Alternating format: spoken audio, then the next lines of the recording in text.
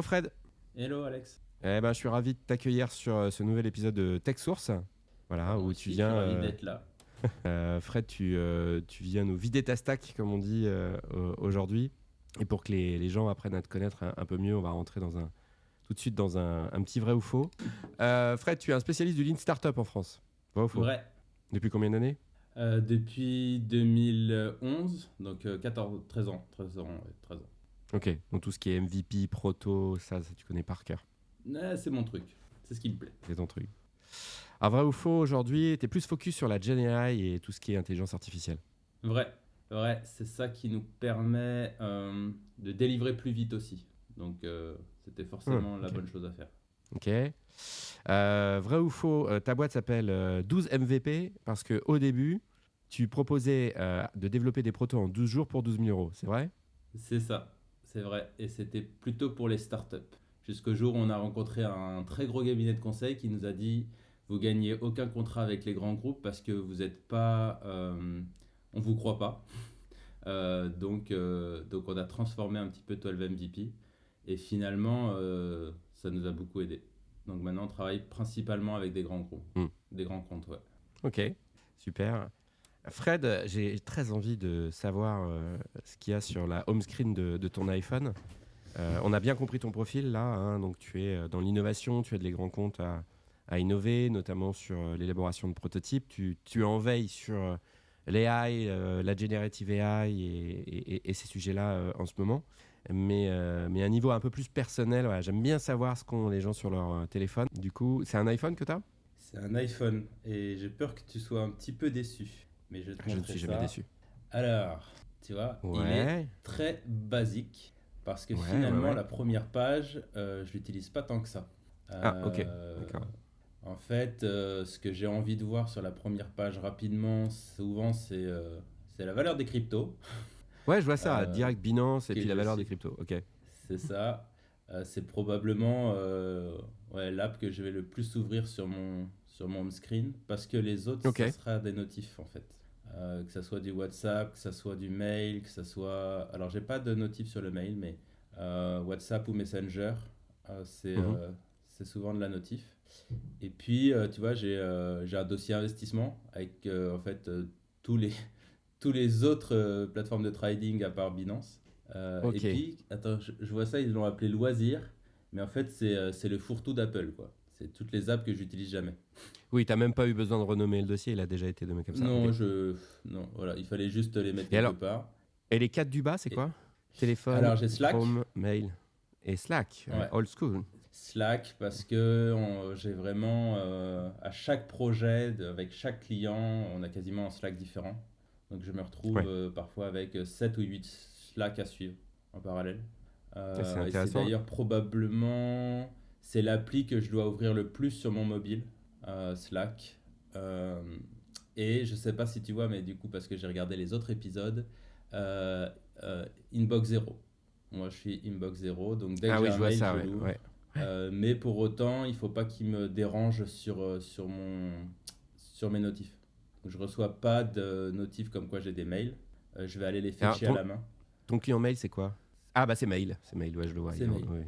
C'est mail et Mhm. c'est mail sur Mac aussi, sur mon MacBook. Donc, Ouais, ça te suffit. Ouais. Et t'as un autre écran derrière? Enfin, t'as combien d'écrans au total? oh T'as ouais, j'en différents. ai pas mal. J'en ai 1, 2, 3, Tu 4, les utilises ou 5. c'est le bordel en fait? C'est un bordel organisé. C'est-à-dire que Ouais, euh, quand je tourne la page, je sais exactement où cliquer. d'accord. Et il y a plein d'apps que j'utilise pas. D'ailleurs, je pense qu'il y a plein d'apps qu'il faudrait que je retélécharge. Tu vois. Apple te dit, en fait, je les ai supprimées de ton téléphone, mais elles sont encore sur le home screen. Euh, donc non, c'est un bordel organisé. Tu vois, Ok, donc le tu seul utilises autre plus. widget que Ouais. j'ai, c'est Alexa pour allumer la lumière. Ah, Sinon, donc t'es un peu connecté, ouais. Ouais, ok. ouais, bah, je suis jeune papa, donc en fait, quand t'as le gamin dans les bras, c'est Ouais, bien pratique de pouvoir lui dire ouais, allume la lumière que à 10% parce qu'il est en train hmm, de pleurer et je cherche la tétine, quoi. ouais. Ça, c'est effectivement bien utile. Alors, j'ai pas utilisé encore. J'ai pas pensé à configurer mon Alexa comme ça pour les gosses, mais c'est. Bon, après, ils sont peut-être un peu plus vieux que les tiens, mais non, mais on arrive dans une ère connectée bien pratique. Alors, ok, donc ça, c'est la home screen de ton iPhone. effectivement, c'est basique, mais j'allais dire rassure-toi. Et puis, si tu as écouté les autres épisodes, tu vois bien qu'en fait, il y a quand même beaucoup de monde, beaucoup d'invités qui recherchent l'efficience dans les. C'est un peu la tendance hein, que moi je note depuis 3 saisons. C'est que voilà, la plupart la plupart des invités recherchent vraiment à être efficace et ne pas être pollué mentalement par toutes les notifications et toutes les applications. Donc, je trouve que tu es plutôt dans la tendance et dans la norme. Voilà. Ouais. Après, tu vois, j'ai vu là, dans d'autres épisodes qu'il y a beaucoup de gens qui le mettent en noir et blanc, etc. J'avoue que je n'ai pas essayé parce que c'est pas ça qui me dérange sur le Mm. téléphone. Moi, mon Ouais. téléphone est constamment en silencieux. Ouais, J'ai d'accord, par jamais défaut. Ouais. aucune sonnerie. Ouais. Et donc, ce qui peut rendre folle ma conjointe, qui parfois doit m'appeler, etc. Mais il est constamment silencieux, ce qui veut dire que je passe à côté du hook en live, quoi. Tu vois, quand on essaye de m'attraper, généralement on n'y arrive pas. Et donc c'est moi qui rappelle, c'est moi qui renvoie des messages. Et parfois je suis dans la liste où en fait j'ai 15 personnes à relancer. J'ai vu leurs messages, j'ai vu, mais je vais les relancer que bien plus tard. Et parfois j'oublie. Et je crois que ça nous est arrivé justement pour l'organisation de ce podcast. Mais, euh, mais dans l'idée c'est ça, c'est que en fait je veux pas me faire déranger par mon téléphone. Je reste maître en faisant en sorte qu'il soit Ouais. constamment silencieux. Ouais, c'est hyper intéressant parce que finalement c'est assez clivant. Enfin, c'est une technique un peu brute de décoffrage, mais enfin, qui apporte les meilleurs résultats finalement. La plupart du temps, les autres invités effectivement parlent de comment mettre l'iPhone en noir et blanc ou de réduire les notifs ou alors d'utiliser des modes concentration. Euh, et t'en as d'autres des techniques comme ça, détox un peu ou c'est ta principale technique aujourd'hui pour rester Franchement, c'est ma un peu focus. principale technique parce qu'elle gère franchement tous les use cases. Peut-être un peu de manière un peu trop brutale parce qu'encore une fois, ce que je te dis, Hmm. c'est quand ma conjointe essaye de me joindre, elle n'y arrive pas toujours. Et en fait, la seule technique qu'elle a et qui est très intelligente, c'est qu'elle m'appelle sur WhatsApp parce que WhatsApp, je l'ai sur mon Mac. Et comme je passe 90% de ma journée devant mon Mac, en fait, j'ai la Ouais. notif WhatsApp sur le Mac. Mais le téléphone, il est dans la poche, le téléphone, il est sur le bureau en train de charger, je le vois pas, je l'entends pas. J'en vois pas des fusées, je suis pas médecin, donc il y a un moment donné, tout peut se gérer en asynchrone, quoi. C'est-à-dire, il y a un problème sur un serveur, bah, ça peut être réglé un quart d'heure ou 20 minutes après, et pas forcément dans l'immédiat. De toute façon, ça fait pas partie de mon job. Donc j'ai rien d'urgent, en fait. Pour moi, il n'y a rien d'urgent à part le petit à la crèche, quoi. Et la crèche est bien informée d'appeler toujours maman en premier. Et je crois que c'est dans leurs habitudes de base. Donc, au final, ouais, non, c'est vraiment la seule détox ouais, on va dire que j'ai de ce côté-là. Par contre, je passe quand même Tiens, beaucoup de temps sur mon téléphone. ouais, Euh, d'accord. Mais sur Slack, du coup, pareil, t'as pas la notif qui te saute au visage sur cet outil-là. Tu non, mais profites j'ai le toutes les 10 petit minutes, 1. toutes les 15 minutes. T'as le petit, ouais, Ouais, d'accord. Tu sais combien. ouais. Et du coup, je sais aussi que pour ça, elle est un peu mal foutue sur iOS. Tu sais, comme on a plein de workspaces différents parce qu'on a plein de clients différents, Ouais, je me retrouve à devoir switcher de workspace en workspace parfois pour savoir laquelle est là où on a discuté. Euh, mais, euh, mais bon, c'est un détail. Et finalement, à chaque fois, c'est rarement un message. Enfin, je veux dire, il n'y a jamais d'urgence, quoi. Faut arrêter. hmm, Nos métiers, il n'y a pas d'urgence, quoi. Il y a personne qui va dépendre sa vie de moi. Et même, je considère le petit à la crèche, je suis à 5 minutes à pied de la crèche. Donc, même s'ils arrivent à me reach 10 minutes après, j'arrive plus vite que 95% des parents. Et finalement, il n'y a pas d'urgence parce que je considère que la crèche est censée gérer les urgences de mon fils, tu vois. Euh, donc bon, voilà. C'est vraiment mon trick pour ne pas être dépendant du téléphone par rapport aux autres. C'est hmm. à moi de choisir mon temps en Hmm, fait. hmm. Bah, c'est une technique que j'avais pas encore vue, mais finalement, si t'es dispo sur WhatsApp. Après, je pense que tu peux configurer des numéros exceptionnels, faire des exceptions en disant bah, je reçois aucun coup de fil de personne sauf de ce numéro-là. Mais bon, après, ça demande de. En fait, je l'ai fait pour les numéros Ouais, importants. Donc ma conjointe est dedans, ouais, mes proches sont dedans. Mais en ouais, fait, ce que je fais, c'est que à la fois je coupe le son sur le côté directement sur le bouton, et je coupe aussi Ouais. le volume à zéro. Et Mm. donc, dans ce use case-là, bah, ça marche pas. Euh, donc, en fait, ça marche si tu as encore du volume et que tu coupes le téléphone sur le bouton là. Mais, euh, mais sinon, ça marche pas. Donc, en fait, ils arrivent quand même pas à me joindre. Après, bon, j'ai la chance d'être quand même entrepreneur, d'avoir quand même pas mal de temps. Donc, je suis constamment en alerte, en tout cas pour les proches, vu qu'on est tous Ouais. les deux en télétravail, vu que la crèche elle est à 5 minutes, vu que plein de choses, fait que je loupe rien. Globalement, je loupe rien d'important. Et du coup, donc, t'es entrepreneur, t'es papa. Dans ton temps perso, est-ce que les écrans, ça représente quelque chose d'important ou est-ce que le soir, vous déconnectez complètement? C'est quoi ta Ah non, position non, non. sur ça? Bah, j'aimerais bien, mais non, non, en fait, je suis super curieux. Donc, je suis tout le temps, dès que je me pose une question, il faut que j'aille chercher. Ouais, Je suis très souvent sur mon téléphone. C'est un très mauvais exemple pour mon fils, mais il y a quand même, tu vois, il a 14 mois. Euh, il a 14 mois, il a jamais vu une télé, un écran, tu vois, avec nous, ou en tout cas plus de 5 minutes parce qu'on était dans un endroit où il y avait un panneau qui diffusait de la pub, mais sinon, on fait en sorte que lui n'ait pas accès aux écrans, donc nous, ça nous limite beaucoup tant que lui, il est ouais, réveillé. Il dort peu, donc il est souvent réveillé, donc peu d'écran. Mais par contre, moi, je suis beaucoup sur mon téléphone et, euh, et en fait, je suis principalement, et ça va être, je pense, le gros sujet du meeting d'aujourd'hui là, c'est du podcast en tout cas, c'est que moi je suis beaucoup sur Reddit. Je suis ok. beaucoup sur Reddit pour le perso, je suis beaucoup sur Reddit pour ma curiosité, pour le business. Je passe je ne sais combien d'heures sur Reddit en fait par jour. Bon, Peut-être bah, parfaite 4 heures quoi. transition. 4 heures, ok. Ah, non, mais c'est une source d'information qui est inépuisable, Reddit. C'est le new Twitter. Enfin, c'est devenu, Ouais. malgré lui, j'imagine, le new Twitter. Mais... Alors, bah, sur tes lectures, justement, creusons un peu le sujet. L'idée, c'est de voir un peu ce que tu lis ou comment tu fais ta veille et est-ce qu'il y a des bouquins qui ont un peu façonné ta pensée. Donc, sur la veille, donc tu utilises abondamment Reddit 4 heures par jour. Tu peux nous expliquer un peu ce qu'est Reddit parce que je suis pas sûr que tout le monde connaisse cet outil. Yes. Reddit, c'est un vieux forum américain qui est en fait un forum de forums. Donc, si on retourne dans les années 2005-2006, on se retrouve avec le forum pour l'équipe de plongée, le forum pour ceux qui veulent apprendre sur le cinéma, le forum technique sur tel ou tel sujet.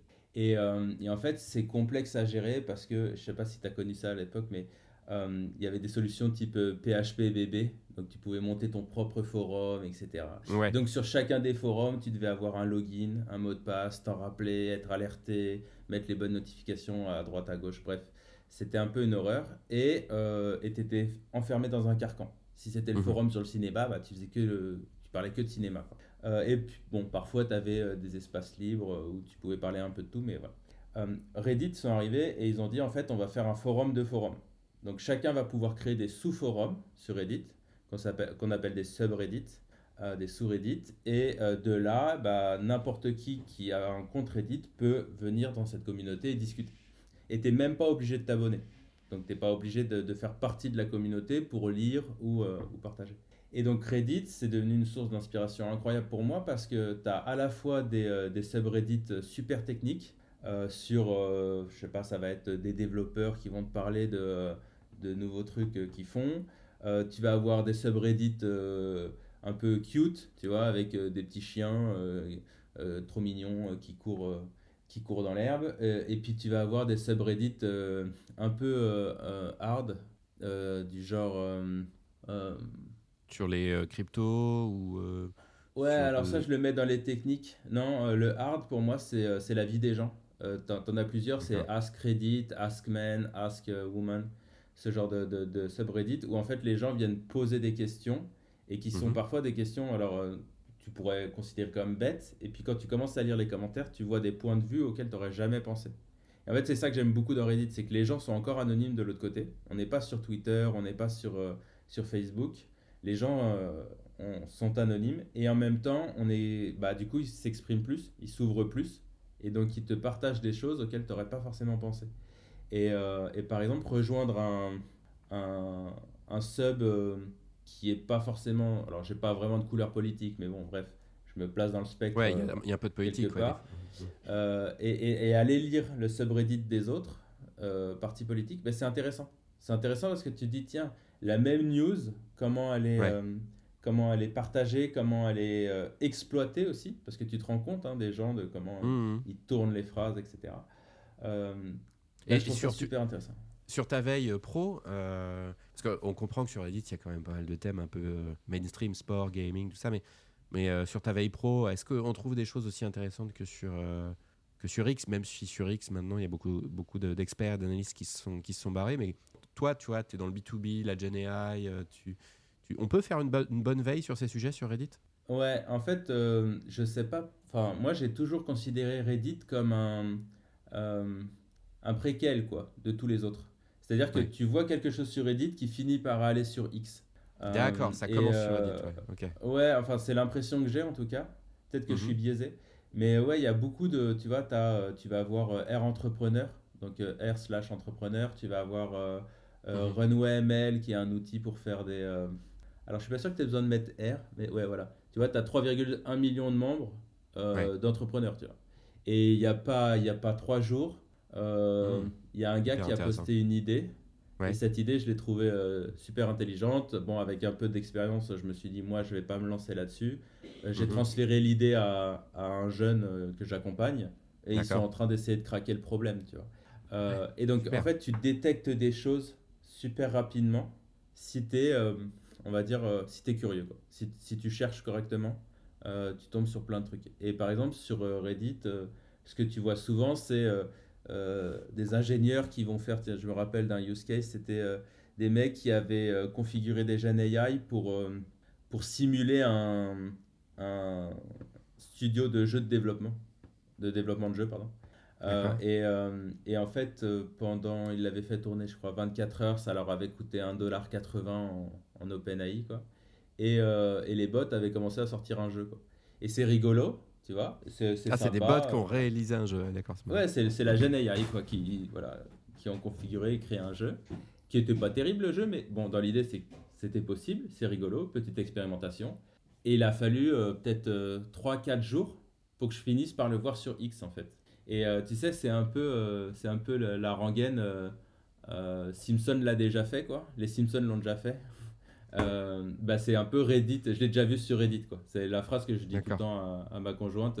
Oui, oui, j'ai déjà vu sur Reddit. Ah oui, d'accord. Donc elle est un peu frustrée. Bah, c'est pour ça que je passe beaucoup, beaucoup de temps sur Reddit, ouais. Et du coup, bah, ça te permet aussi de switcher. Enfin, j'ai un cerveau qui est pas très concentré, on va dire, qui est assez créatif alors que je suis un ingénieur, donc tu vois, ça colle un peu moyennement. Euh, et, et en fait, Reddit, ça m'aide à la fois à me dire, tiens, bah, je viens de lire un thread super long sur la Gen AI pour XYZ parce que tu as des Hmm. chercheurs en Chine, tu as des chercheurs aux US, tu as des chercheurs en Europe qui ont écrit tel papier. Ouais. Et en fait, des fois, j'ai pas envie de me lire les papiers. J'ai pas le temps, je suis pas sûr de tout comprendre, etc.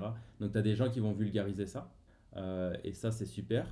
Et puis, l'étape d'après, c'est, ben, en fait, je vais voir passer un truc sur un subreddit qui a rien à voir dans la politique, en Ouais. géopolitique. Je sais pas, tu vois, en Ouais. ce moment-là, les grands trucs, c'est Biden et Trump. Hmm. Euh, et en fait, tu vois, tu arrives à regrouper des informations, de faire des liens logiques que tu n'aurais pas pu faire si tu lisais que le Figaro, tu vois. Ouais. Ou Ouais. alors, il faudrait que tu lises 15, 20, 30 journaux différents pour pouvoir arriver à faire ces logiques-là. Et moi, j'ai pas le temps, j'ai pas l'envie. Je trouve que Reddit fait correctement ce job-là. Et l'avantage de Reddit, en tout cas dans la version que j'ai moi, c'est qu'on n'est pas trop biaisé. C'est-à-dire qu'il ne va pas forcément me reproposer du contenu parce que j'ai aimé d'autres contenus. C'est ça que j'aime sur Reddit, sur l'algo qu'ils ont pour le moment. Alors que quand tu es sur un Facebook ou un Twitter, bah, tu es vite enfermé, quoi. Et les Euh, curateurs qui postent sur Reddit, enfin en tout cas pas forcément des curateurs, mais les profils, il y a un peu de tout. On sait qui sont derrière les profils. C'est des experts. Il y pour valider un a, peu la validité des infos qui sont partagées? Comment tu... il y a un peu de tout. Quand une info m'intéresse vraiment, je vais aller creuser en profondeur parce que une info qui a vraiment de la valeur, c'est une info qui est sourcée, généralement. Ouais, ouais. Donc les gens sur Reddit le comprennent aussi. Les gens le Reddit. Je ne sais pas s'ils le comprennent, mais en tout cas, moi, je fais cette distinction-là. C'est-à-dire que si j'ai envie d'aller creuser, je vais regarder si c'est vrai. Euh, et, euh, et donc, tu as aussi bien, tu vois, tu as, je sais pas, il y a ce qu'ils appellent les AMA, Ask Me Anything. Mhm. Et donc, ça peut être, bah moi, voilà, je suis entrepreneur, expert Lean Startup, demandez-moi ce que vous voulez. Et puis, on lance un trade. Et puis, à côté de moi, bah, tu as un Obama, tu as un Bill Gates qui vient faire des AMA. Et donc, tu peux envoyer un message à Bill Gates, quoi. Alors, est-ce qu'il va le lire, est-ce qu'il va te répondre, etc. Pas toujours. Mais parfois, bah, tu as envie de lui poser la question, quand est-ce que sort le remake de Civilisation ou je ne sais quoi? Et il va te répondre parce que c'est un sujet il a envie d'en discuter. Donc tu as des occasions comme ça que tu n'as pas toujours. Et je me vois pas demain envoyer un mail ou un tweet à J.K. Rowling pour lui poser une question sur Harry Potter. Par contre, elle vient faire un Ask Me Anything sur Reddit, je le fais. Tu vois. Donc, voilà, t'as plein de choses différentes. Donc, tu as les experts reconnus. Alors, est-ce qu'ils sont experts ou pas, j'en sais rien, mais en tout cas, tu as les gens connus. Mhm. Tu as des gens qui sont inconnus, mais qui sont très pertinents sur leur sujet. Et souvent, ça, c'est les chercheurs. Tu sais, la team de chercheurs, les mecs que tu connais pas, donc tu connais pas le nom, qui vont peut-être gagner dans 15 ans le prix Nobel de je ne sais quoi, mais en attendant, toi, tu les connais pas. Et puis, tu es incapable de comprendre que leur découverte, elle est importante, jusqu'à ce que tu finisses par leur demander. Mais pourquoi, tu vois, pourquoi? Ouais, Vulgarise-moi ça, quoi. Je fais pas ouais. d'astrophysique. Qu'est-ce qui se passe, en fait? Et là, le gars va t'expliquer qu'ils ont fait une découverte incroyable qui leur permet de faire X, Y, Z. Et ce X, Y, Z, je le trouve passionnant parce que quelque chose qui me touche beaucoup depuis qu'on a ouvert 12 MVP avec mon associé, c'est de dire, il y a des découvertes qui sont faites dans des domaines. Je te dis une bêtise, mais tu as, je sais pas, par exemple, l'industrie pétrolière, les grands méchants. Ils ont découvert ils ont créé une nouvelle huile qui leur permet de creuser plus en profondeur. Ok. Et cette huile, elle résiste à l'eau, elle résiste à plein de choses, etc. Et tu te dis, bon, bah, ok, les mecs, ils avaient de l'argent, ils ont dépensé, ils ont réglé un problème chez eux. Bon, déjà, moi, ça m'intéresse de voir comment les gens règlent leurs problèmes. Mais en fait, quand tu creuses un peu, tu te rends compte que cette huile-là, bah, elle peut Mhm. peut-être être utilisée en pharmaceutique. Que cette huile, elle peut être utilisée dans plein de use cases qui fait que bah, tu vas diminuer les fuites d'eau sur les tuiles des bâtiments. J'en sais rien, tu vois, je dis une bêtise. Mais en fait, quand tu creuses comme ça, c'est ça que je trouve super impressionnant, c'est que tu as des experts dans un domaine qui ne rencontrent pas les experts dans d'autres domaines. Ok. D'accord. Et Il y a un sur croisement Reddit, intéressant que t'as tu pas peux ailleurs, quoi. faire ces liens-là, quoi. Mais c'est hyper intéressant ce que tu dis parce que quand tu regardes aujourd'hui où sont les analystes et où est-ce qu'ils prennent la parole, les experts, ceux qui ont un peu de thought leadership, finalement, si tu veux accéder un peu à leur véritable opinion, conviction, tout ça, bon, c'est pas trop sur LinkedIn où c'est assez policé. Mhm. C'est de moins en moins sur Twitter parce que du coup tout le monde n'est pas convaincu par la démarche d'Elon Musk. Et donc, du coup, ils n'ont plus vraiment de place où s'exprimer, si ce n'est d'avoir eux-mêmes un blog ou une newsletter, qui est une démarche quand même un peu chronophage que tout le monde ne fait pas, enfin, en tout cas que tous les analystes ne font pas. Et donc, du coup, d'après ce que j'entends, c'est qu'il faut peut-être aller jeter un coup d'œil à Reddit parce que probablement qu'ils sont là-bas, en fait. C'est ça que tu es en train de dire. Bah, je sais pas s'ils sont là-bas, mais si tu veux, Reddit, pour moi, enfin, le problème de X Twitter pendant très longtemps, ça a été quand même que c'était un format court. Donc tu peux Ouais, pas creuser les c'est vrai. sujets en profondeur. Euh, et moi, j'ai jamais trop adhéré à Twitter X, j'ai jamais trop passé de temps dessus. Je crois que j'ai un compte, mais tu vois, j'ai pas dû l'ouvrir depuis un long moment. Euh, et si tu veux, je considère Reddit un peu, ça serait l'équivalent de Thinkerview dans le paysage audiovisuel, tu vois. Ok. Thinkerview, où tu vas faire des entretiens de 2 heures 30 avec des mecs qui connaissent leur sujet, avec des questions pas toujours forcément bien posées, mais en tout cas, bref, tu vas creuser un peu des choses en Ouais. profondeur avec les gens, avec les experts, et c'est ça qui est super intéressant, versus la consommation live, rapide, tu vois. Pour moi, Twitter, c'est l'équivalent de TikTok, quoi, tu vois. Ouais. Il faut que tu ingurgites, et Hmm. puis c'est pas sourcé, et puis en fait, tu as quelques mecs qui sont intelligents, et donc que tu peux détecter, mais il faut que toi, tu fasses l'effort d'aller les détecter, et donc que tu les suives, et c'est pas parce qu'un mec a dit quelque chose d'intelligent le lundi que le mercredi, c'est aussi intelligent. Et donc, du coup, c'est super frustrant, versus Reddit, en fait, tu connais pas les bonhommes, et tu t'en fous. Tu viens sur le subreddit, tu parles d'un sujet qui est Air Startups, et dans Air Startups, tu vas avoir un mec qui va intervenir et qui va te faire un long pavé sur comment il a échoué sa boîte. Et puis un autre qui va t'expliquer comment lui, il a fait pour recruter 1000 personnes en 2 ans, etc. etc. Et donc, ça te permet vraiment de mixer. Vraiment de Donc mixer et de te dire, tu peux être intelligent à un instant T et puis le lendemain être con, quoi. les Euh, 3 subreddits que tu conseillerais sur tout ce qui est innovation, donc il y a R Entrepreneur, il y a R Startup Ouais, et alors pour l'innovation, tu vois, Air Startup, c'est pas forcément. ouais, Non, ok, moi, il y en a deux que j'aime beaucoup qui sont Eli 5, donc ELI 5, ça veut dire ok. Explain Like I'm 5. Ah, ok. Ça vient d'une série qui s'appelle The Office. À un moment donné, le patron il demande à son comptable Ouais, ouais, ouais, je vois. explique-moi comme si j'avais 5 ans. Donc c'est très drôle. Et Eli 5, en fait, c'est des experts qui sont capables de t'expliquer n'importe quoi. Donc je sais pas, sur Eli 5, tu as une question pourquoi les étoiles explosent en fin de vie. Bon, bah, Ouais. tu peux demander ça à un expert, un scientifique, un machin sur Twitter. Le mec, il va sûrement te sortir quelque chose de très poussé, c'est bien. Et puis, en fait, tu seras tellement loin de comprendre ce qu'il te dit que ça va pas t'aider tant que ça, quoi. Versus Li5, le gars, bah, tu vas lui demander de vulgariser, vulgariser, vulgariser, comme Comme si si tu t'as- avais 5 ans.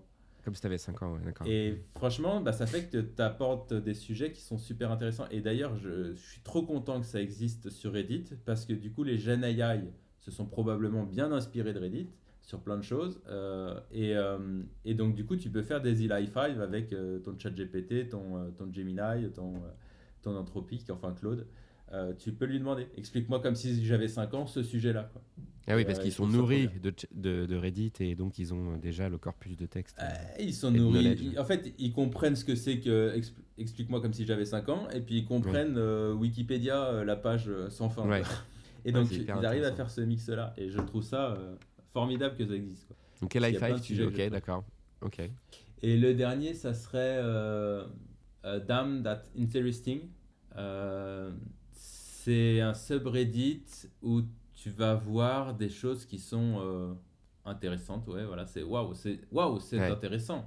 Damn. Et donc, tu as de tout là-dedans. Tu as, Ouais. des mecs qui vont, là, je suis en train, tu vois, je l'ai ouvert, je suis en train de voir. Tu as, comment on dit en français?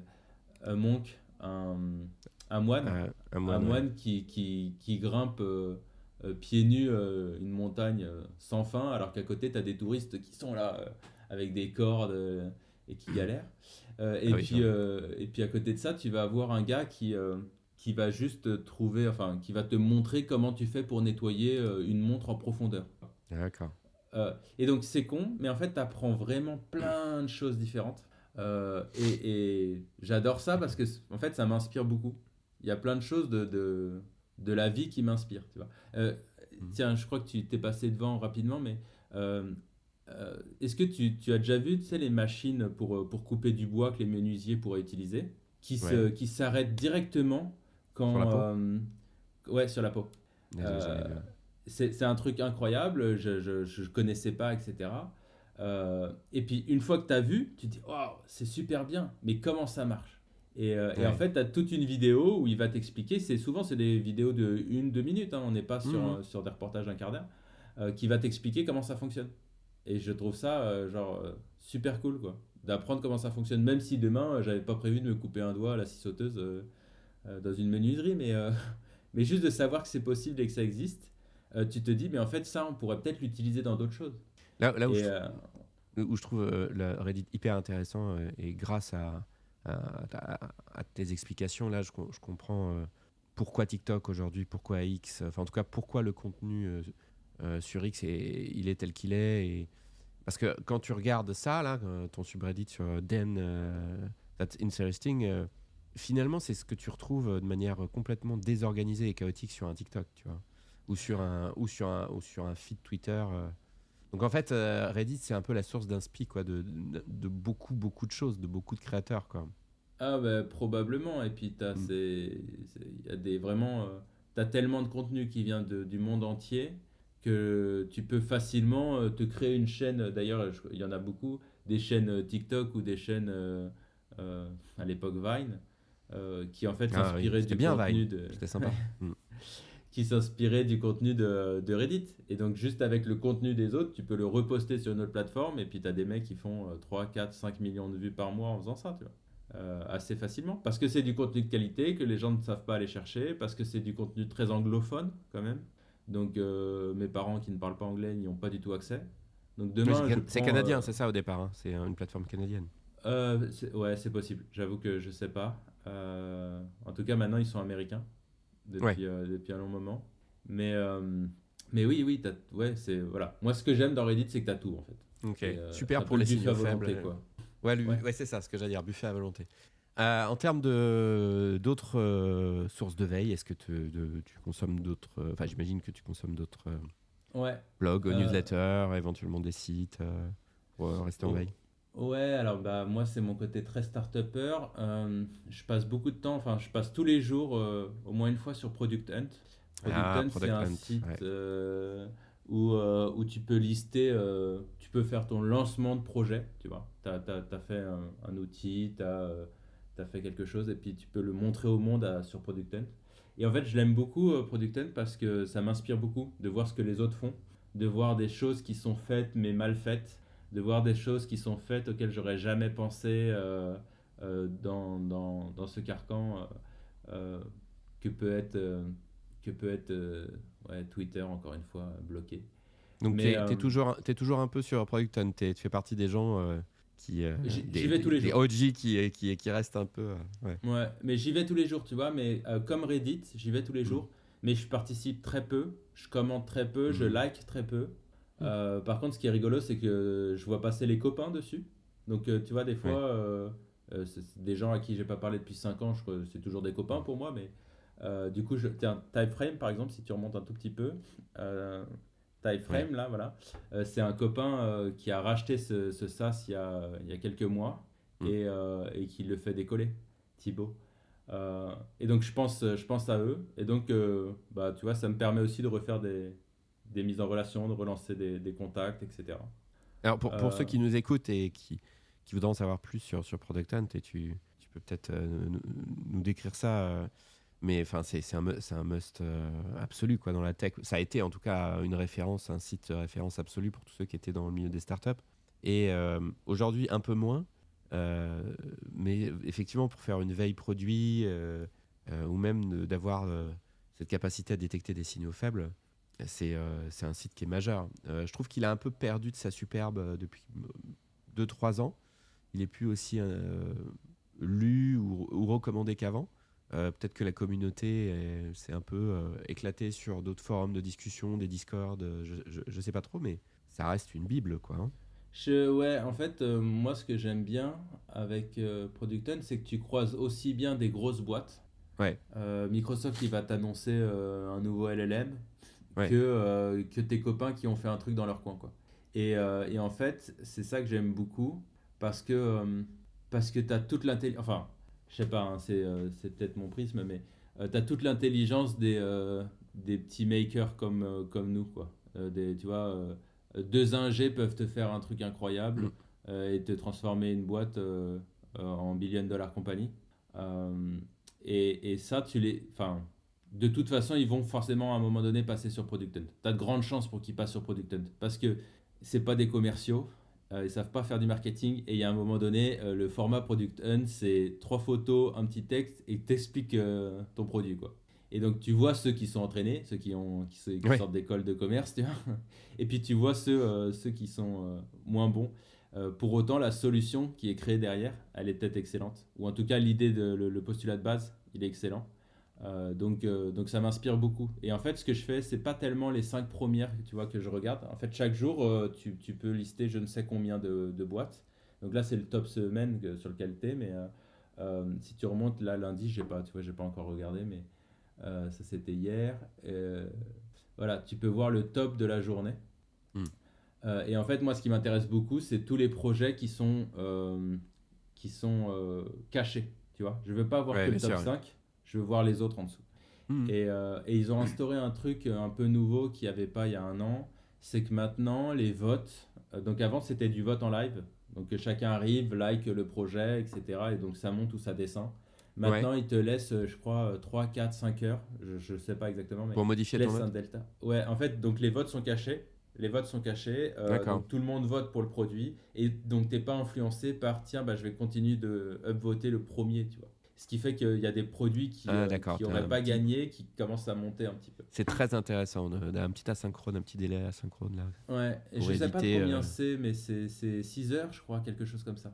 En Hmm. tout cas, c'est nous en France, je crois que c'est à partir de 11 heures où on commence à voir les notes. Ouais, ouais. Mais ce qu'il faut expliquer aussi aux auditeurs par rapport à la veille en général et pourquoi Product Hunt est intéressant, c'est parce que c'est un site qui fait non pas juste de la curation, mais de la surcuration. C'est-à-dire en gros, enfin, il y a 10 ans quand ça a été lancé, c'était une liste la liste des produits qu'on voyait du jour. Donc il y avait une dizaine de produits qui étaient présentés. C'était une sélection d'une douzaine de personnes, hein, si j'ai bonne mémoire, qui était l'équipe initiale d'une bande de potes dans la tech, voilà, qui faisait une veille sur les meilleurs produits cool qu'ils trouvaient du moment, quoi. Et, et donc après, cette liste-là, qui était au départ je crois au départ que c'était une newsletter, ils l'ont rendue interactive pour qu'elle puisse s'enrichir. Donc on parle non pas de curation, mais de surcuration, c'est-à-dire que le signal, en termes de pertinence et de signal faible ou de signal tout simplement par rapport à toute l'info qu'on peut voir dans la tech, est hyper fort. C'est hyper quali, quoi. Donc en fin de journée, US, enfin, vous prenez les produits les plus upvotés, vous y allez les yeux fermés, vous découvrez à chaque fois une pépite, quoi. Bah, clique dessus, je crois que tu peux voir, parce que là, tu as 474 votes positifs, tu vois.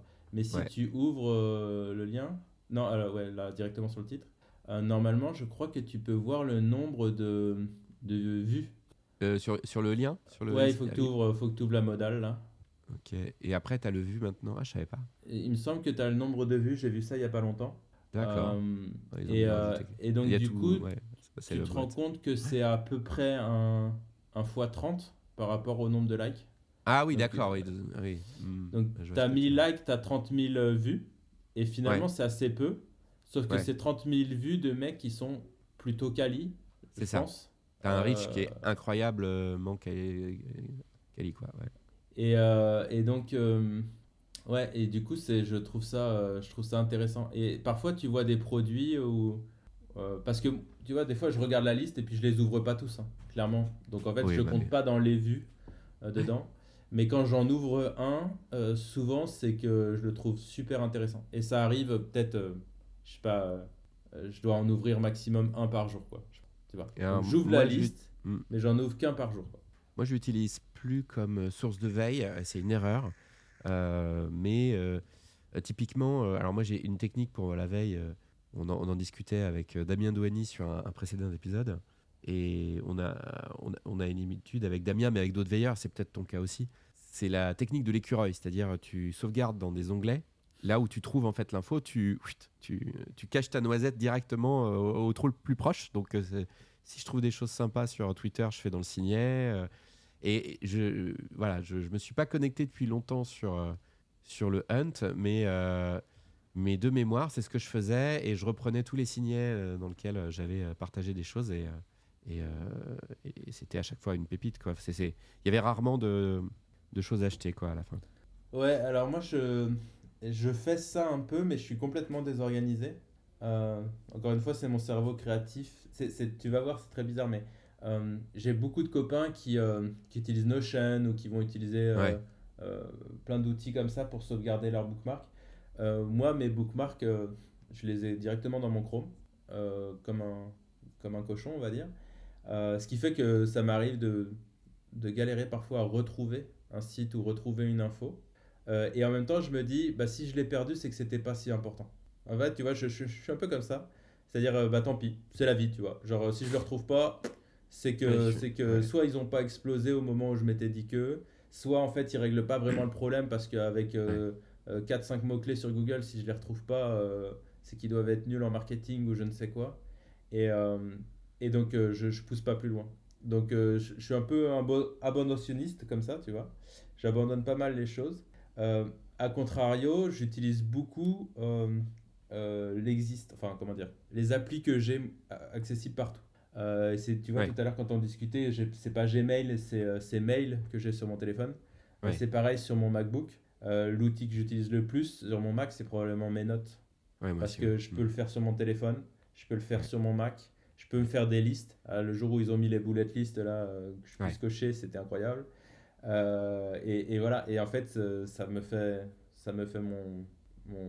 ma curation, elle est là en fait. Et donc, c'est Ça plutôt fait dans mes notes ta que je vais personal chercher. knowledge, ouais, ton personal Ouais. knowledge Ah il ouais, est là. ouais, ouais. Avec, Demain, je dois entraîner à LLM, je prends toutes mes notes iCloud, quoi. euh, c'est vrai. C'est vrai que ça peut être un bon moyen de te faire un petit RAG, Bon, RAG, là. il y a, Ouais. il y a deux, trois clés API qui ne devraient pas se retrouver là-dedans, mais, mais on verra quoi.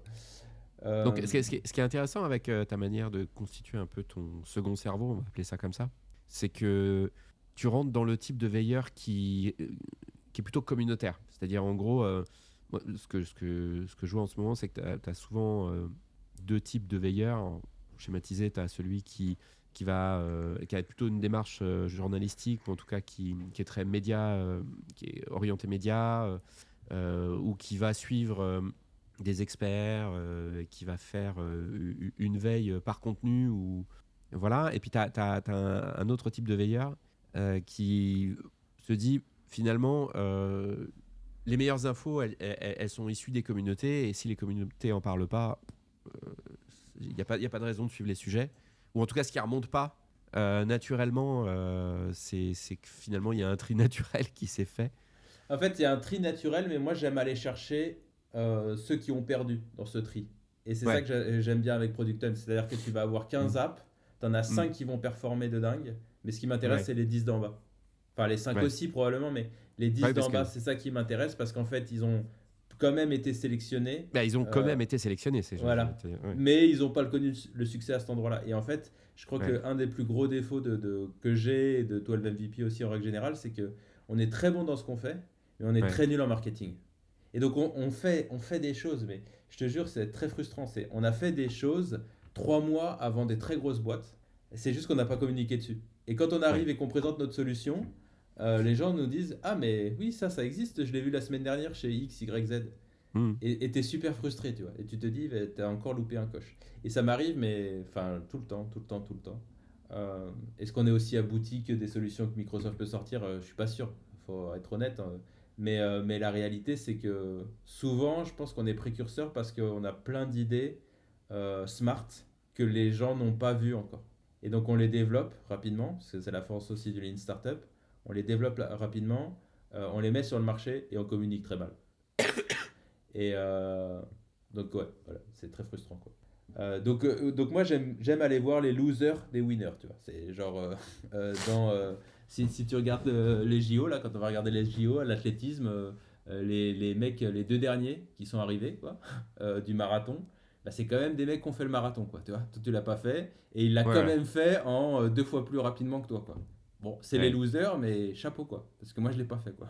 C'est un bon tip pour aller détecter des choses intéressantes. Donc, on a parlé de Reddit, on a parlé de Product Hunt dans tes lectures. Tu as, d'autres sources que tu as envie de partager, ou c'est principalement tes deux puits de... Alors, pour ma curiosité, c'est ça. Mm. Pour le business, quand même pas mal LinkedIn, mais c'est Ouais, fatigant. LinkedIn, c'est fatigant parce que t'as vraiment, c'est très, c'est très comment dire? policé, quoi. Mm. Ouais, voilà, c'est fatigant. Ouais, Mm. exactement. Tu sors pas beaucoup de matière, Ouais, mais il y a des gens que j'aime suivre ou il y a des gens qui commentent sur LinkedIn que j'aime suivre, qui sont très loin de ce que je fais et en même temps pas tant que ça. Je pense à par exemple Jean-Marc Jancovici. ouais, Euh, et en fait, à chaque fois qu'il fait une intervention, c'est un peu les punchlines, quoi. Donc, tu vas voir et tu trouves intéressant et tu finis par regrouper ça avec les 3 4 interviews que tu as vues de Thinkerview, plus 2 3 ouais. produits qui sont passés sur Product Hunt, plus 4 5 posts sur Reddit. Et puis tout ça, tu vois, ça commence à te faire un monde. Et Ouais, tu te dis, ouais. en fait, tu peux interconnecter. Alors oui, c'est bien beau, on va passer Mm. tous à l'électrique, mais Jean Covici, lui, il a fait les maths, tu vois. Il a fait les maths derrière et puis il te dit, ça va pas le faire. Et puis sur Thinkerview, tu as une nana qui intervient, je sais plus de son nom, mais qui intervient et qui te dit, les terres rares, en fait, ça va être super compliqué parce que X, Y, Z. Et quand tu creuses, tu as tout le marketing qui te promet qu'on sera tous en véhicule électrique. Tu as la géopolitique qui te dit, on arrête de faire ça. On arrête de faire du charbon, du pétrole et on fait que du nucléaire. Enfin, ça, on l'a pas beaucoup vu, mais dans l'idée, ça peut être ça. Et puis, en fait, quand tu regroupes tout ça, tu te dis, bon, bah, en fait, on est quand même mort. Qu'est-ce qu'on fait, quoi? Ok. Qu'est-ce qu'on fait, les gars? Va falloir trouver une solution. Tu ouvres ton Reddit et puis tu tombes sur des mecs qui te disent, ben, nous, on a trouvé un moyen pour que les batteries de véhicules électriques, elles ne durent plus 15 ans, mais 45 ans. Et là, tu te dis, ah, bon, il y a deux trois mecs quand même qui se grattent la tête, parce que Mm, financièrement, c'est intéressant pour eux, enfin pour les sociétés qui les engagent en tout cas. Et donc, bah, peut-être que, effectivement, si maintenant la durée de vie des batteries, c'est x3, est-ce qu'on peut refaire les calculs de Jean Covici, tu vois? Et donc, tu vois, il y a des choses comme ça. Et donc, je suis assez pessimiste, en bon français, je suis assez pessimiste sur l'avenir. mm, Mais j'ai pas mal de copains. J'ai un copain notamment australien qui est à l'américaine, it's amazing, blablabla. Toujours super positif. Et en fait, quand on, par exemple, à la sortie de la Gen AI, quand on a commencé à travailler ensemble dessus, je lui ai dit, bah, ça va tuer plein d'emplois, ça va être une galère, etc. Je suis pas sûr que ça soit intelligent. De mhm. toute façon, il faut qu'on y aille parce que ça va se transformer, mais c'est vrai qu'il faut qu'on y aille de la bonne manière, etc. Et lui, il m'a présenté un monde incroyable, enfin, sa vision du monde que j'avais pas du tout, tu vois. En me disant, mais en fait, l'IA, demain, ça va peut-être nous permettre de faire des cultures en plein désert Mm. avec très peu d'eau. Et donc, en fait, on va pouvoir nourrir le monde, chose qu'on n'arrivait pas. Enfin, bon, pour nourrir le monde, on est capable de le faire. Mais bref, tout ça pour te dire que lui, il a une vision Mm. super positive du monde, qu'on partage les mêmes sources et qu'il n'a pas le Techno-optimiste, même. quoi. Ouais. Ouais, et ça aide beaucoup à te dire que finalement, bah, ouais, tu peux faire un enfant et qui va pas être en galère dans 30 ans, quoi. Mm. Euh, ouais, voilà. Je sais pas, j'ai un peu digressé, mais dans l'idée, C'est c'est hyper ça. Donc, intéressant ouais, de retrouver un peu tes petits à travers différentes sources. Bah, c'est un peu le luxe qu'on a hein, grâce à cette abondance d'informations. Il y a il y a quand même du bien là-dedans. C'est que on peut croiser tout un tas de choses et se faire son propre avis. En termes de bouquins, t'as un, deux, trois euh, bouquins peut-être qui t'ont plus parlé que d'autres? Euh, moi, ce que j'aime beaucoup, c'est les bouquins qui me racontent de la science en histoire. Euh, Ouais. je reformule, c'est le bouquin parfait pour ça, c'est Sapiens. Ah, c'est génial ça. Euh, Ouais. j'ai adoré Sapiens parce Ouais. que c'est pas un roman, c'est pas une étude super poussée où il faut que j'ai un bac plus 8 Ouais. dans 6 domaines différents. Ouais. Euh, et Sapiens, tu vois, je me souviens d'un passage que j'aime beaucoup où à un moment il t'explique comment le blé a proliféré en Europe, enfin dans le monde en règle générale grâce aux humains. Ouais. Et cette histoire-là où à la fin il te finit par finalement c'est pas nous qui avons cultivé le blé, c'est le blé qui nous a utilisé. Je trouve ça passionnant. Et donc ce type de science-histoire, j'aime beaucoup. Ouais. Sapiens, ouais, pour ceux qui ne l'ont pas lu, lisez-le. Moi, c'est un des rares bouquins que j'ai dévoré d'un coup. Ouais. Euh, C'est et ça vraiment m'inspire un beaucoup. chouette bouquin. Ouais. Mm. Ouais. Et alors, tu vois que celui d'après, Homo Deus, qui parle de donc justement Mm. l'homme augmenté, les IA, etc., j'ai beaucoup, beaucoup moins aimé. D'accord. Ouais. Euh, Alors je mais sais Sapiens, il a c'était un vrai adapté. choc. Il a adapté Sapiens en bande dessinée aussi. Ça a été cité dans l'un des épisodes. Et Sapiens, c'est un bouquin qui revient souvent, qui est souvent cité par les invités. Parce que Mais c'est tellement bien vulgarisé. Il y a un fondement scientifique qui est solide. Et si tu veux, pour être tout à fait honnête, donc j'ai acheté là, une version, alors je sais pas si c'est vraiment bande dessinée, mais c'est pour enfants, tu vois, 7 8 ans, Ouais. et c'est pas que bande dessinée. Et cette version-là, je le lisais quand il était encore dans le ventre de sa mère à mon fils, tu vois. Et donc je me suis dit, allez, il faut que je te lise Sapiens. Et puis, et en fait, c'est les bouquins que j'ai envie de faire lire au gamin. J'ai envie de Ouais. lire avec lui, tu vois, parce que c'est à la fois une histoire et à la fois notre histoire, quoi. Et je trouve ça. Donc ça serait, ouais, Sapiens, c'est un bouquin qui Ouais. m'a blow the mind, quoi. Après, en termes de business, j'en ai deux. Alors forcément, Lean Startup d'Eric Ouais, Rice. Ça, c'est lui qui m'a quand même qui m'a pas mal guidé sur pourquoi cette méthode allait bien. Le fait que Toyota fasse les choses comme ça. Toyota, une marque que je connaissais, mais sans plus. Tu te rends compte qu'en ouais. fait, c'est quand même une super boîte, quoi. Et c'est toujours Euh, autant d'actualité. C'est le fait d'aller. Enfin, le meilleur conseil du monde pour développer sa boîte ou un produit qui consiste à dire parler à vos clients avant de développer quoi que ce soit et parlez-leur souvent. Et c'est pas un réflexe qui est ancré encore en 2024. Moi, je vois.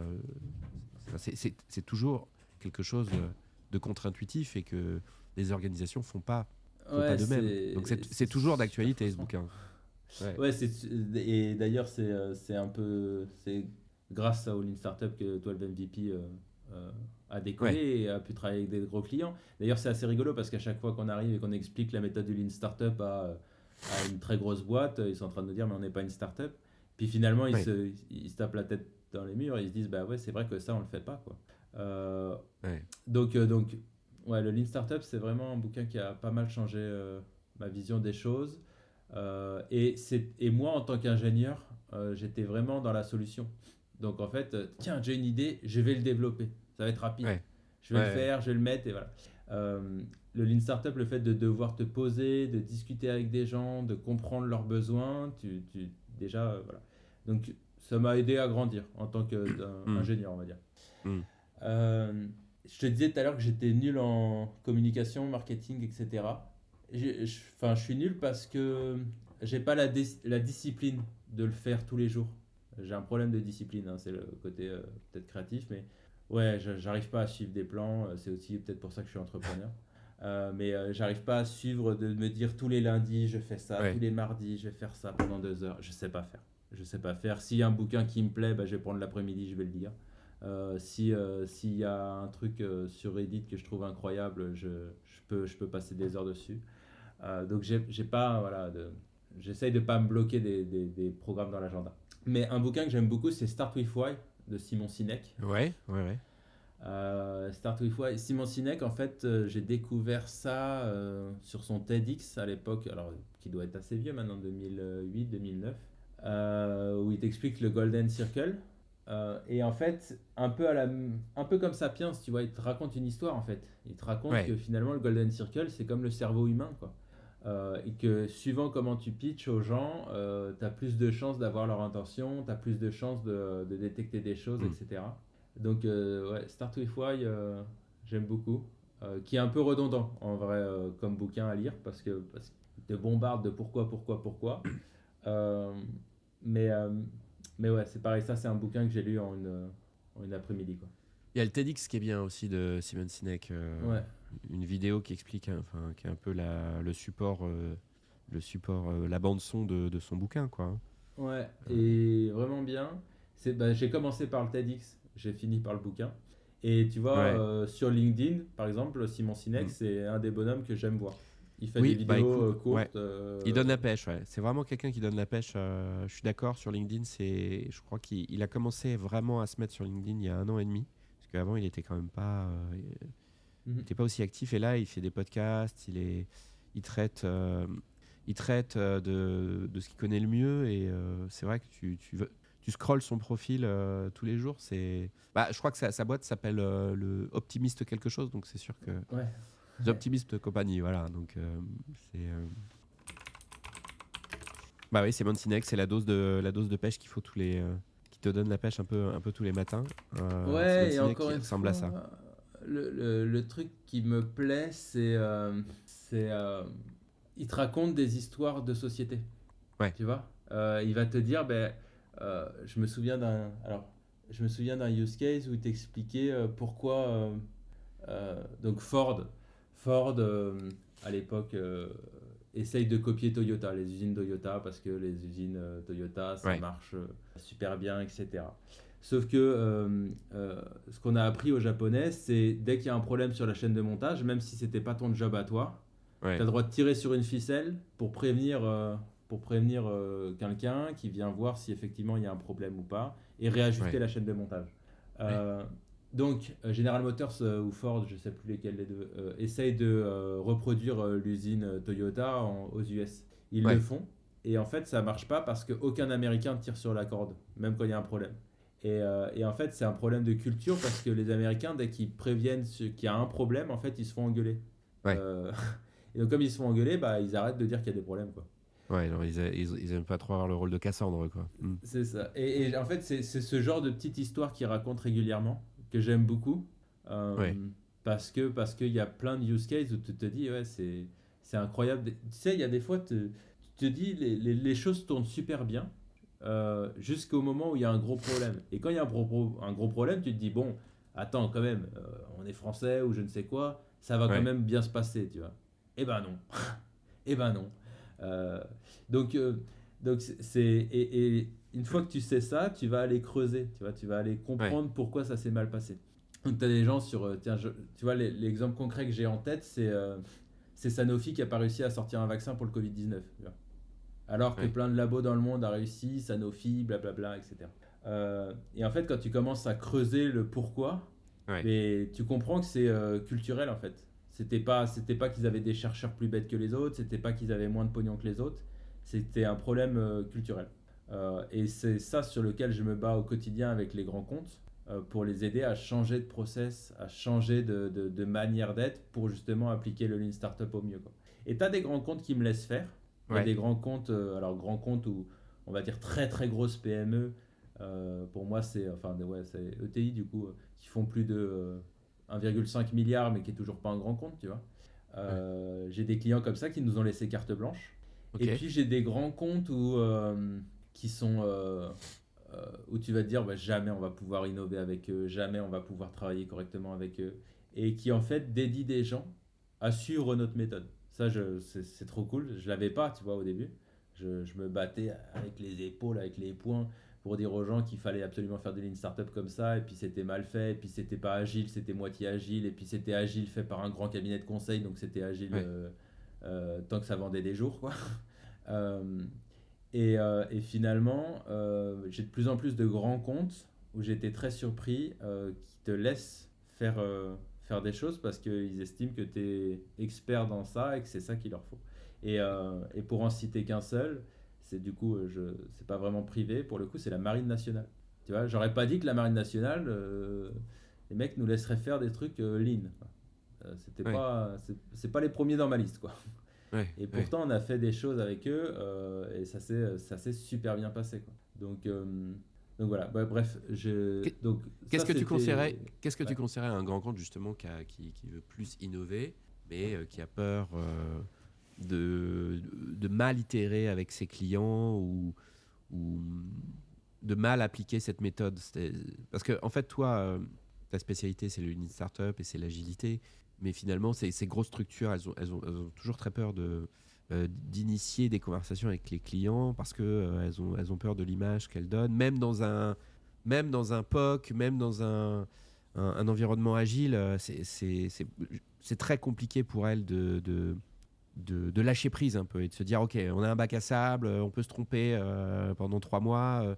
Comment tu les rassurerais, en fait Déjà, j'ai arrêté de vendre de l'innovation parce que vendre de l'innovation, euh, ça veut dire nouveau sujet un peu moisi sur la table des DSI. À un moment, tu vois, si tu veux, à un moment donné, tu fais le sujet. Le truc Ouais, fonctionne bien. Puis tu ouais, arrives à la DSI, tu dis voilà, faut qu'on scale ce truc-là. ouais, C'est la panique côté DSI. Voilà. Donc en fait, j'ai arrêté de vendre de l'innovation. Moi, je ne vends pas de l'innovation. Moi, 12 MVP, on est une team qui craque les problèmes. C'est ça notre spécialité. On craque rapidement les problèmes. Donc on identifie le vrai problème et on le craque. Et donc, c'est pas obligé d'être un problème innovant, c'est pas obligé que ça soit de l'innovation. Du coup, ça m'a ouvert plus de portes. Et finalement, à chaque fois, on innove. C'est tout. C'est la manière de craquer le problème, c'est d'innover, tu vois. C'est de revoir des process, c'est de craquer, c'est de faire en sorte que d'utiliser telle plateforme plutôt qu'une autre, etc. Euh, donc, donc en fait, les clients, ils achètent plus de l'innovation, mais ils innovent avec nous. C'est un peu ma manière, tu vois. C'est mon cheval de Troie, quoi. Donc nous, on craque des problèmes et après, surtout, on le craque en co-construction. C'est-à-dire que je ne vais pas trop le craquer dans mon coin, je vais le craquer avec le client. Et Et donc ça, le ça leur fait pas client, peur? Ça t'as pas de la rétention de la part de tes clients en disant, oh là, je vais pas te laisser parler à mes clients comme ça direct, va falloir que... Et tu vois pas une certaine appréhension franchement, ça dépend beaucoup des sujets, mais non, de moins en moins. On l'avait au début. On l'avait au début en 2013, Ouais, 2014, ouais, ça c'était un peu compliqué. Là maintenant, on l'a plus. On l'a plus ouais, parce que demain, je te dis une bêtise, mais demain on veut faire de l'innovation chez Pampers. ouais, Et ben il y a 15 000 marques de couches un peu bobo qui est sortie. ouais, Ça va de June en passant par Tidou, etc. Donc demain, tu peux lancer Fake It Until You Make It, toi. Tu peux lancer ta super nouvelle couche, faire le truc, faire tes expérimentations, et puis finalement, ça s'appelle de l'intrapreneuriat, quoi. C'est-à-dire que tout ce que tu fais, c'est monter une boîte pour un grand groupe, jusqu'à ce que le grand groupe se dise, ah, en fait, Pampers, effectivement, si on faisait cette gamme de produits plutôt qu'une autre, ça serait mieux, quoi. Bah ok, t'as eu mes learnings, quoi. Si demain j'avais dû lancer une boîte de couches, j'aurais fait comme ça. Donc cette approche-là, je vais rarement voir le client en disant pour Pampers on fait ça. Tu vois. Non, c'est quoi ton problème en fait? C'est quoi ton problème avec ton gamin et ses ouais, couches? Et il y a plein de choses où les clients te disent mais j'ai pas de problème. Et toi tu es payé pour innover. Et c'est là, tu vois, le problème des grands groupes qui te disent l'innovation j'y crois pas parce que en fait ils essayent d'innover quelque chose où il n'y a pas besoin d'être innovant quoi. Il y a une fourchette, ça marche depuis la nuit des temps, bah, on garde la fourchette, quoi. On va pas m'inventer un nouveau truc, quoi. ouais, Et tu peux faire des fourchettes plus belles, des fourchettes en argent, des fourchettes pour ouais, bébés, des fourchettes. À la limite, si la dernière innovation, c'est la fourchette pour les gens qui sont malades et qui tremblent de Parkinson, tu vois. Donc la fourchette qui déborde pas, ok. Bon, je crois que c'est une cuillère d'ailleurs. Mais bon, dans l'idée, c'est que tu n'as pas de grandes innovations à aller chercher. Par contre, ce qui est intéressant, c'est de les aider à mieux faire leur boulot. Et c'est là où il y a de ouais, l'innovation. C'est-à-dire que parfois, on a eu la chance, nous, alors qu'on est plutôt dans le digital, d'aller visiter pas mal d'usines et ouais, de faire le tour des usines, de faire le tour des entrepôts, de voir les process des gens, etc. Et c'est là où tu te dis, mais pourquoi vous faites ça? En fait, quand je fais une tournée d'usine ou une tournée ouais, d'entrepôt, je suis constamment en train de dire, mais pourquoi? Pourquoi? Pourquoi? Et les gens se posent la question et à un moment donné, ils se disent, mais bah, je sais pas. Je sais pas ouais, pourquoi, tiens, je vais me renseigner. Et pourquoi tu fais ça? Bah, parce qu'on n'y avait pas pensé. Mais du coup, c'est pas pratique parce que X, Y, Z, tu vois. Et donc, c'est comme ça ouais. que tu identifies les problèmes et que tu les aides à craquer. Et donc, encore une fois, pas d'affiliation du tout avec Pampers, mais si demain on doit aller aider Pampers, j'irai plutôt voir leur process, quoi. Ouais. J'irai pas voir de refaire une nouvelle couche. Je suis pas sûr que ça soit, tu vois, important, quoi. Surtout qu'en Ouais. plus, dans les produits d'hygiène, on est en train de revenir à une. euh, tu vois, ma conjointe, c'est pas de javel à la maison. Alors que ma mère, c'était javel partout. Ma conjointe, c'est pas de javel à la maison. C'est tout avec du vinaigre blanc. Alors ça sent toujours pas bon, mais dans l'idée, Ouais, ouais. c'est que ça marche. Et ça marche pour tout, tu vois. Donc on est en train aussi de revenir dans un mode où on Où essaye l'innovation d'utiliser n'est pas moins de forcément process. la clé à tous les problèmes. Ouais, On n'a pas besoin d'innover. Il y a des problèmes, il y en ouais. a bien assez, t'as pas besoin d'innover Mm, pour tout, quoi. Donc en mm, fait, nous, mm. voilà, on vend pas de l'innovation, on craque les problèmes et on identifie les problèmes pour les gens. On les aide à identifier les bons problèmes, en fait. Alors, ta stack d'outils, justement, pour craquer tous ces problèmes, moi, j'aime bien connaître un peu les apps qu'utilisent les invités et surtout les apps avec les abonnements payants que les invités ont pris. Donc, tu Ok. payes quoi, toi? Tu payes quoi dans ta stack, dans ton sac d'outils là? J'en paye pas beaucoup, Ah, mais ouais, je suis pas un grand dépensier d'outils. Et pourtant, tu vois, Product Hunt, je passe ma vie dessus, etc. Mais ouais. non, je crois que l'outil que je paye le plus cher, ça doit être Taplio. C'est Taplio? fait par des copains, justement. Bah, c'est Thibaut, là, celui qui était sur ta Product Hunt avec Typeframe, là. Taplio, Taplio. En gros, D'accord. c'est un outil qui te permet de gérer tes posts LinkedIn, euh, Ok. qui te permet d'identifier des influenceurs, des potentiels prospects. Ils ont été Ok. rachetés par Lemlist il y a quelques temps. Ok.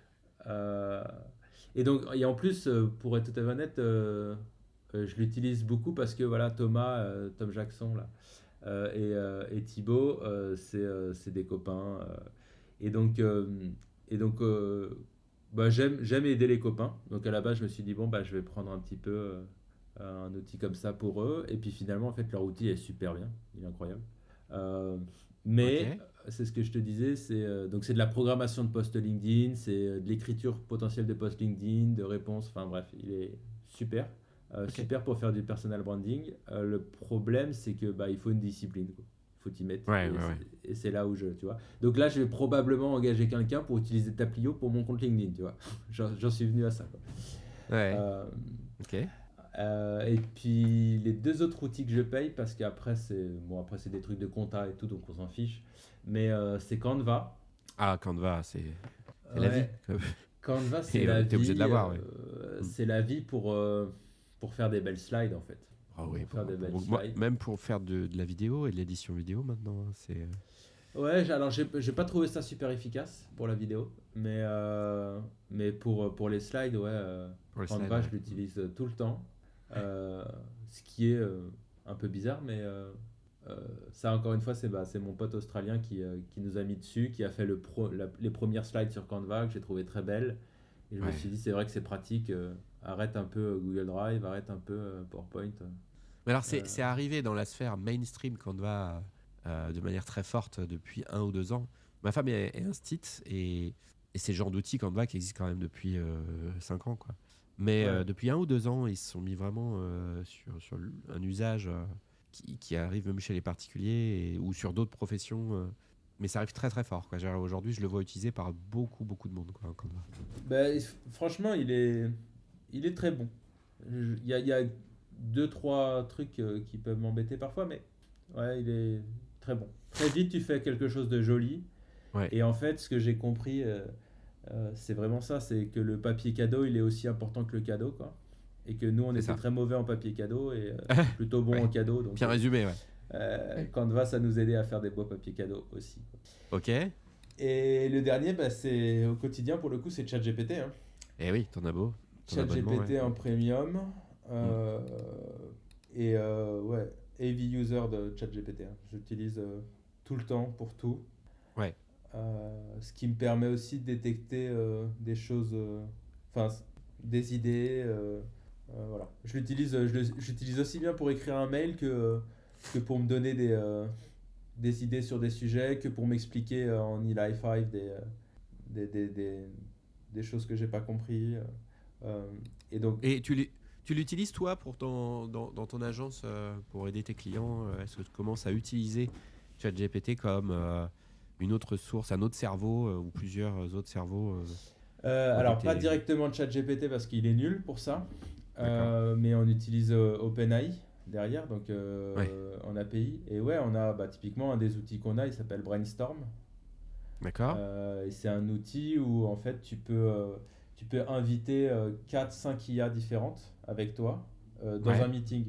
Et on l'a configuré de manière à ce que en fait, tu donnes un sujet de meeting. Je te dis une bêtise, mais je sais pas.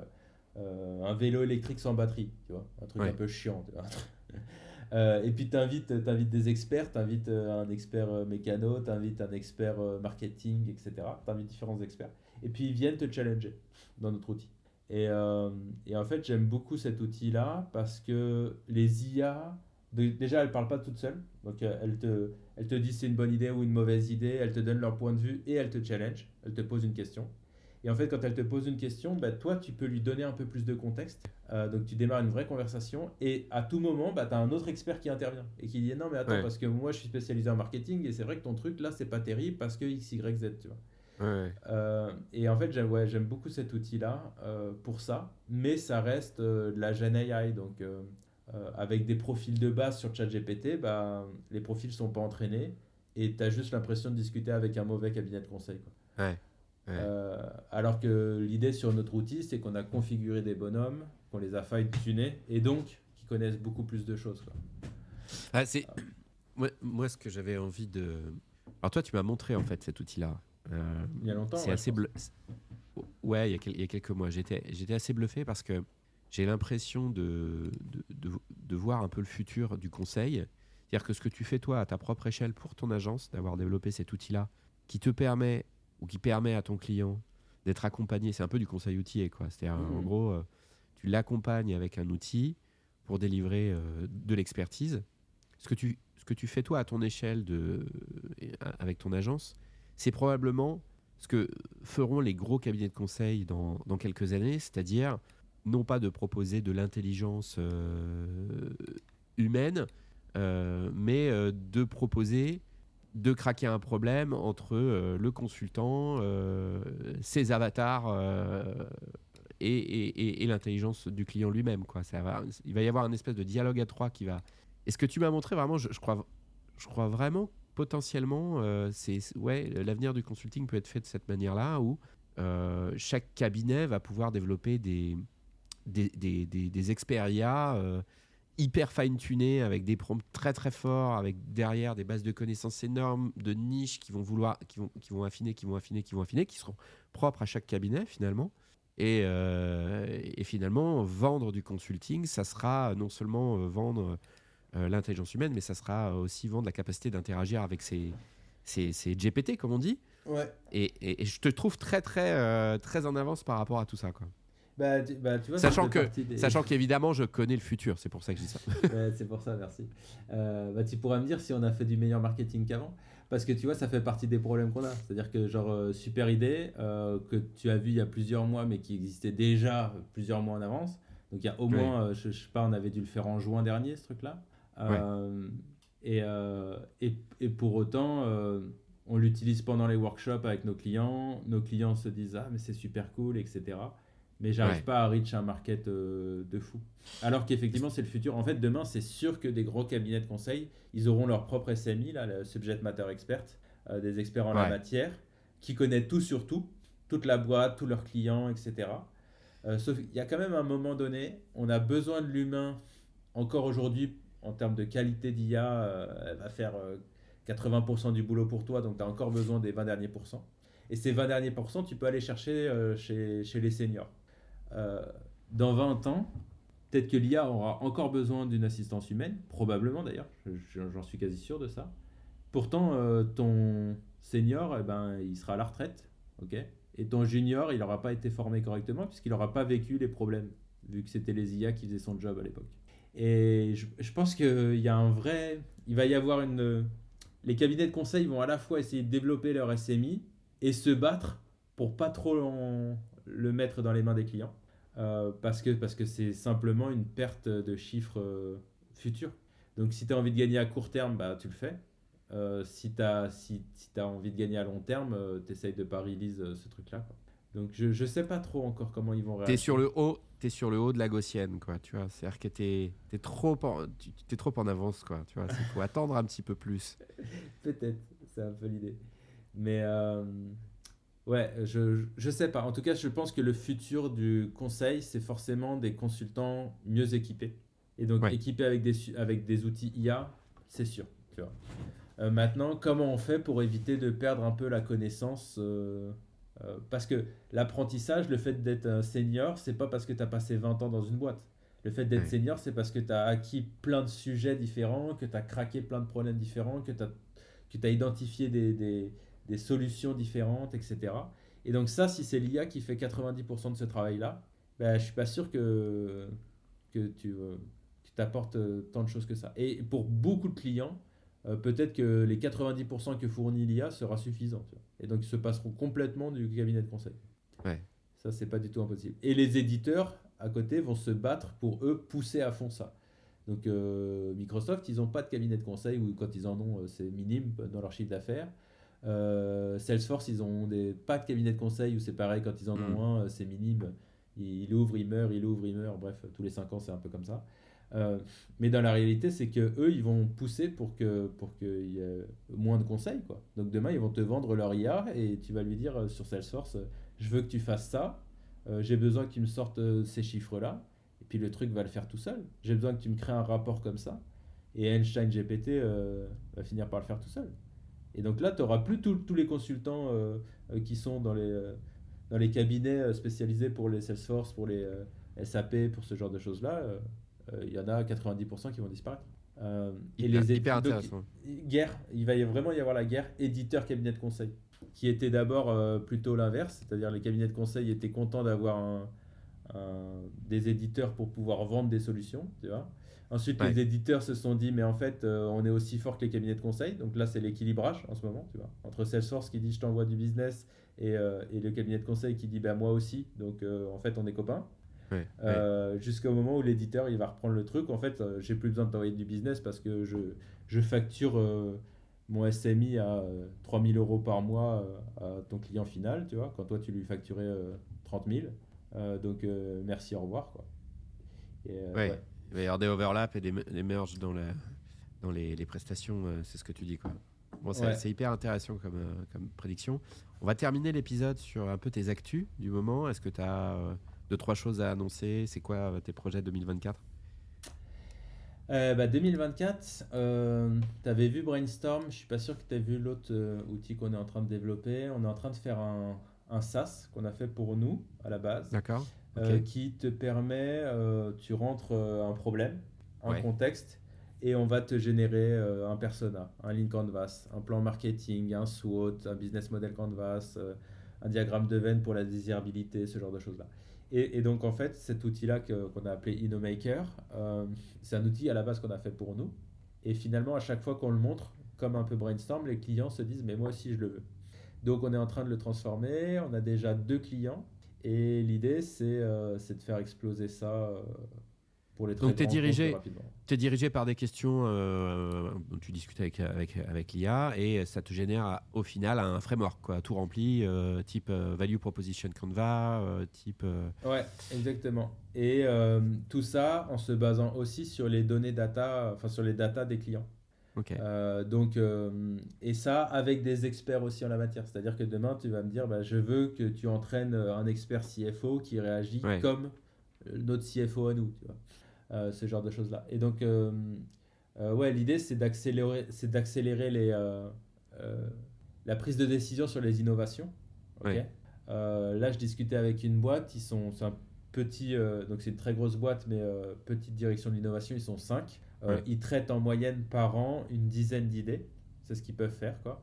Nous, on se dit qu'avec notre outil, ils vont pouvoir en traiter pas loin de 200 par an. Et donc, quand tu as 200 idées différentes, 200 dans l'innovation, etc., ben en fait, tu peux te tromper parce que même si tu gagnes une fois sur 5, bah, tu viens de générer 40 idées qui apportent vraiment de la Ouais. valeur, quoi, pour la boîte. Ouais. Donc on est un accélérateur d'innovation, même si c'est pas l'innovation qu'on vend, du coup, parce qu'on te vend de craquer le problème, quoi. Ouais. À la source. Ouais. Ouais. Et pour l'instant, tu vois, c'est dédié un peu aux directions de l'innovation, mais l'idée, c'est que ça retombe dans les BU. En Ouais. 2024, c'est le but, c'est que ça retombe dans les BU et surtout que ça retombe dans les mains on va dire, du dernier échelon des boîtes pour te dire, euh, j'en sais rien, je prends dans le retail, et excusez-moi si c'est pas le cas, je connais pas très bien, mais on va dire que le dernier échelon, c'est le vendeur à la fin en boutique. Bah, ce vendeur-là, moi, ce qui m'intéresse, c'est qu'il puisse remonter des infos sans Ouais. qu'il ait à créer un lean canvas, à faire un business model canvas. C'est pas son job, tu vois. Lui, tout ce Ouais. qu'il va te dire, c'est que quand il fait ça, il se passe ça, et donc c'est pas cool. Il a eu une idée, il pense que ça serait bien. Bah, donne-moi Ouais. tout ça, remplis-le dans notre logiciel, on va te générer tout ce qu'il faut, et la direction d'innovation, eux, vont lire des solutions et des problèmes dont ils n'avaient même pas conscience. Donc en fait, c'est un peu la boîte à idées nouvelle génération. Le problème de la boîte à idées, c'était que les idées étaient un peu moisies parce que les gens ne savaient pas spécifier leurs problèmes ou ne savaient pas Ouais. Ouais. les formuler correctement, etc. Euh, Bah, avec notre solution, la boîte à idées, elle devient, à mon avis, très, très importante, très percutante. Ouais. Et comment on a plus de détails sur cette offre ou les autres faut te contacter sur LinkedIn, faut aller sur le site 12 MVP. Ouais, plutôt sur LinkedIn, là, on est en train de refaire le site. On va voir pour le sortir peut-être avant à la publication de ce podcast. Donc, vous irez voir. Mais non, c'est plutôt sur LinkedIn. Ouais. Nous, Ok. là, on est encore dans la phase de co-construction. Donc, on est en train Ok. d'identifier avec les clients ce qu'on fait, ce dont ils ont Ouais. besoin dans leur process, etc. C'est très lean Ouais. startup, hein, donc l'approche, c'est de le faire en itération. Ouais. Euh, le problème de pousser un produit comme ça directement sur un LinkedIn, le risque c'est que ça ne matche pas avec les besoins du prospect en Ouais. face et qu'ils ne comprennent pas et qu'on le perde versus une discussion de 10 minutes et on règle Et le d'affiner, souci, ouais. ouais, bien sûr. Donc, approche lean. Mais là, c'est encore une fois co-construction. C'est plutôt nos clients qui nous renvoient d'autres clients. Ouais. Et ils ouvrent des portes Et comme vous ça. affinez le modèle comme ça, ouais. Ok. Ouais. Et les directions d'innovation, en fait, elles ont toutes le même problème. Elles sont souvent peu nombreuses. Beaucoup de sujets à traiter. Une difficulté à identifier forcément des intrapreneurs, des entrepreneurs pour les aider à faire ça. Ouais. Et le coût aussi. Parce que c'est pas des Ouais. business units Coût, avec un ROI, tout ROI, ça. quoi. Ouais, Voilà. ouais, ouais, ouais, tout à fait. Bon, bah écoute, super. C'était des sources hyper intéressantes par rapport à ton profil. Donc vraiment merci Fred. On te retrouve donc sur LinkedIn. Et puis moi, je vous dis à la prochaine sur un nouvel épisode de TechSource. Merci beaucoup. Ciao. Bonne journée.